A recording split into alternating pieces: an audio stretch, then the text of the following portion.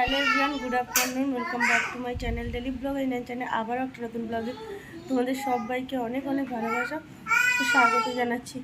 আশা করছি তোমরা সবাই খুব ভালো আছো। আমি খুব একটা ভালো নেই, তো 2-3 দিন ধরে কোনো ব্লগ শেয়ার করতে পারছি না, তার কারণে মামার শরীরটা ভালো ছিল না সেই কারণে। আর এখন মানে আমার এত পরিস্থিতি খারাপ যে ব্লগ করার মতো পরিস্থিতি আমার নেই।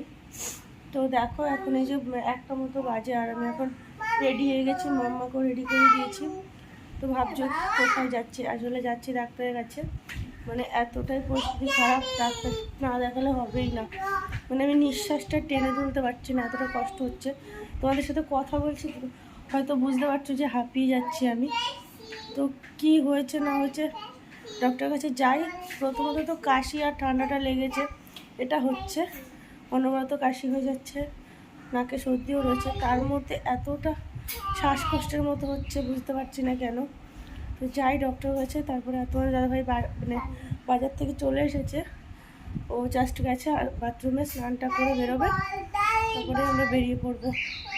তো চলো তোমাদের সাথে একবার বেরিয়েই কথা হবে। আমি কথা বলতে গিয়ে মানে নিঃশ্বাস টেনে তুলতে পারছি না।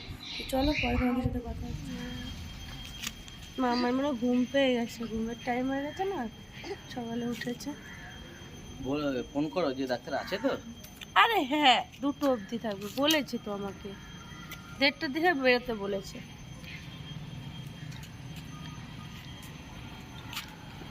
মা তুই টাকা হাই করো বাবা, সব জানে ও।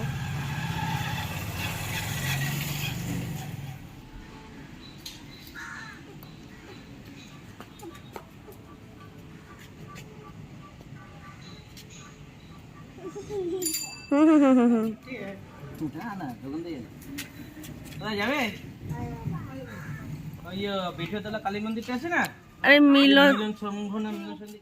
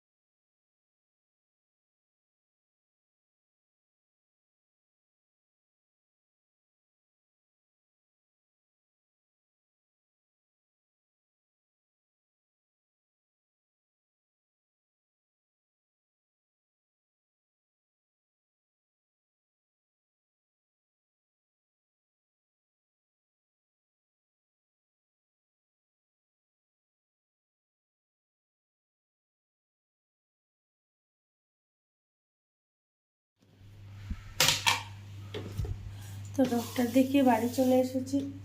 তো বাড়িতে এসেছি, আসার পরে আমি একটু ভাত বসাবো, কারণ যাওয়ার সময় রান্না করতে পারিনি।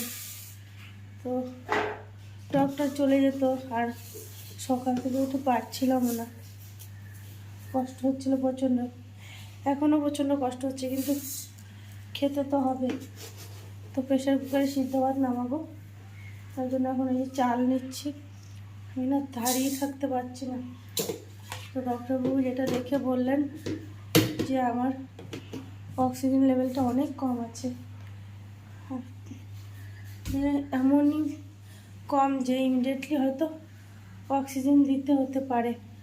কিন্তু এই মুহূর্তে উনি একটা ওষুধ দিয়েছেন, বলেছে এই ওষুধটা খাও 1 ঘন্টা অন্তর অন্তর, মানে অন্তর অন্তর। আমি কথা বলতে পারছি না। তো অক্সিজেনটা হয়তো মানে ঠিক হয়ে যেতে পারে, লেভেলটা উঠতে পারে, কিন্তু এখনও জানি না, সবে একবার খেয়েছি। তো এখন একটু সিদ্ধ ভাত বসাবো, তারপরে গিয়ে শুয়ে পড়বো। আমি কথা বলতে পারছি না, নিঃশ্বাস টেনে তুলতে পারছি না, এত কষ্ট হচ্ছে। তো শ্বাসকষ্টের মতো হচ্ছে আমার। আর ডক্টরবাবু দেখে বললেন যে একটা ব্লাড টেস্ট করতে হবে, মানে চেস্টে এক্সরে দিয়েছে, বলছে কফ জমে আছে হয়তো মনে হচ্ছে, যার জন্য নিঃশ্বাসটা নিতে পারছি না, প্রপার অক্সিজেন পৌঁছাচ্ছে না। উফ। তো যাই হোক, আমি আর বেশি কথা বলতে পারছি না, তোমাদের সাথে পরে কথা হবে। দেখি এক্সরে ব্লাড টেস্টের জন্য 2-3 জায়গায় পাঠিয়েছি প্রেসক্রিপশনটা, দেখা যাক। এক জায়গা থেকে তো বললো আজকে হবে, কিন্তু একটু সময় লাগবে, মানে একটু পরে জানাচ্ছে, দেখা যাক। চলো তোমাদের সাথে পরে কথা হবে, খুব কষ্ট হচ্ছে আমার। দুপুরে খাওয়া দাওয়ার পরে একটু শুয়েছিলাম, মানে একটু ঘুমিয়েছিলাম, তবে প্রপারলি ঘুমাতে পারছিলাম না, কারণ কন্টিনিউ সেই একই রকমের শ্বাসকষ্ট হয়ে যাচ্ছিল। যেহেতু ডক্টর ওষুধ দিয়েছিলেন, বলেছিলেন যে ওষুধটা বাড়ি নিয়ে খাও, তাহলে আস্তে আস্তে অক্সিজেনটা মানে লেভেলটা হয়তো উঠবে, আর যদি খুব বাড়াবাড়ি হয় তাহলে তোমাকে অক্সিজেন দিতে হতে পারে। তো আমি বাড়ি আসার পরে ওষুধটা 1 ঘন্টা অন্তর অন্তর খেয়েছি, তারপরে মানে ঘুমাতে প্রপারলি পারিনি, যেহেতু ওরকম কষ্ট হচ্ছিল, তারপরে ওষুধটা খেতে হচ্ছিল। তো যাই হোক, সন্ধ্যাবেলা ঘুমের থেকে ওঠার পরে দেখি কি আবারও সেরকম মানে বেশি রকমের কষ্ট হচ্ছিল। তো ডক্টরকে ফোন করলাম যে স্যার এরকম প্রবলেম হচ্ছে, তারপর আমাকে বললো তাহলে তুমি ইমিডিয়েটলি যাও অক্সিজেন নিয়ে নাও। তো সেই কারণে আমাদের এখানে একটা মানে মিউনিসিপ্যালিটি হসপিটাল আছে, তো সেখানে এমার্জেন্সিতে এসে আমি এখানে ওই যে অক্সিজেন নিচ্ছি এখন। তো প্রায় 1-1.5 ঘন্টা মতো আমাকে অক্সিজেন নিতে হয়েছিল, অন্তত তার বেশি, মানে 1.25 ঘন্টার মতো এরকম আমাকে অক্সিজেন নিতে হয়েছিল। তো এর মধ্যে আবার তোমাদের দাদাভাই আমার মাকে ফোন করেছিল, যে বললো এরকম প্রবলেম হচ্ছে, কালকে সকালে তো আমার আবার দোকান আছে, তাহলে ওদের কার কাছে রেখে যাব, তারপরে রিপোর্ট করারও আছে, তো তুমি চলে আসো। তো মা চলে এসেছিলো ডিরেক্ট এখানেই। গুড মর্নিং এভরিওয়ান, তোমরা সবাই কেমন আছো? আশা করছি সবাই খুব ভালো আছো। আমরা এখন মোটামুটি ভালো আছি, মানে আগের থেকে ভালো আছি, মানে আমরা না, মানে আমি। আর এখন যাচ্ছি রিপোর্ট করাতে। তো কালকে অক্সিজেন দিতে হয়েছিল, এরকমই পরিস্থিতি ছিল। ওদিকে বাবা, ওদিকে। তো রাস্তায় আবার মা এসেছিল, তো এই যে মাকে নিয়ে এখন যাচ্ছি রিপোর্ট করাতে। তো এই যে একটা এক্সরে রিপোর্ট আছে, একটা ব্লাড টেস্ট আছে, তো সেই কারণে যাচ্ছি এখন সকালবেলা। আমি কিছু খাইনি এখনো। পাখি আমার ছাতাটা মেলো তো। তো যাই, আগের থেকে শ্বাসকষ্টটা একটু কম আছে, মানে এখনো পুরোপুরি কমেনি। তো রিপোর্টটা করিয়ে তারপর ডক্টরকে দেখাবো, দেন বোঝা যাবে কিসের থেকে কেন এরকম হচ্ছে। তো চলো তোমাদের সাথে পরে করে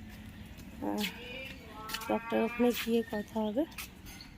তো এখানে এসে আমার ব্লাড দেওয়া হয়ে গেছে, তবে এক্সরের যে টেকনিশিয়ান উনি আসতে একটু লেট করছিলেন, সেই কারণে আমাকে কিছুক্ষণ একটু বসতে হয়েছিল। তো মাম্মা দেখো এখানে যে রিসেপশনে একটা দাদাভাইয়ের সাথে বসে লেখালেখি করছিল, মানে মাম্মা বিরক্ত করছিল তো, আর তারপরে ওরা দেখে মাম্মাকে কোলে নিয়ে নিয়েছিল। তো কিছুক্ষণ বসার পরে টেকনিশিয়ান আসলেন, দেন আমি এক্সরে করে বেরিয়ে পড়েছি। তো এখানে এই যে ঠাকুর বানিয়েছে, তো সেগুলোই মাম্মাকে দেখাচ্ছিলাম, দেখ মাম্মা কত ঠাকুর এখানে। তো এই মাত্রই আমরা বেরোলাম এক্সরে করে, ব্লাড দিয়ে, এখন যাচ্ছি বাড়ির দিকে। কে?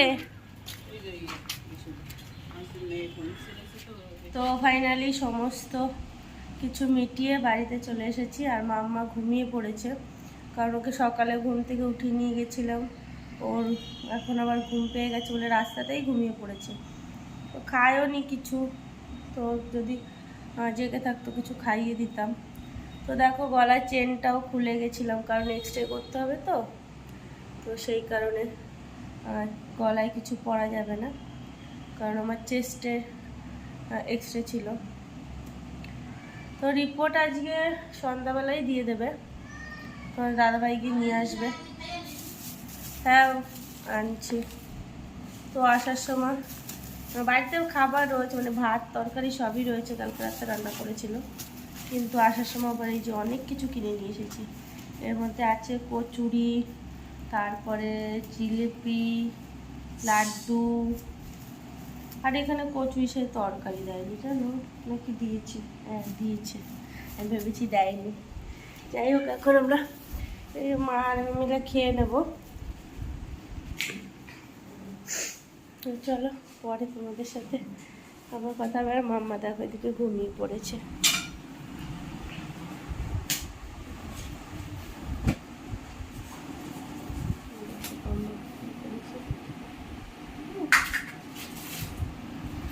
মাম্মা ঘুমিয়ে পড়েছে, জেগে থাকলে ওকেও দিতাম খেতে।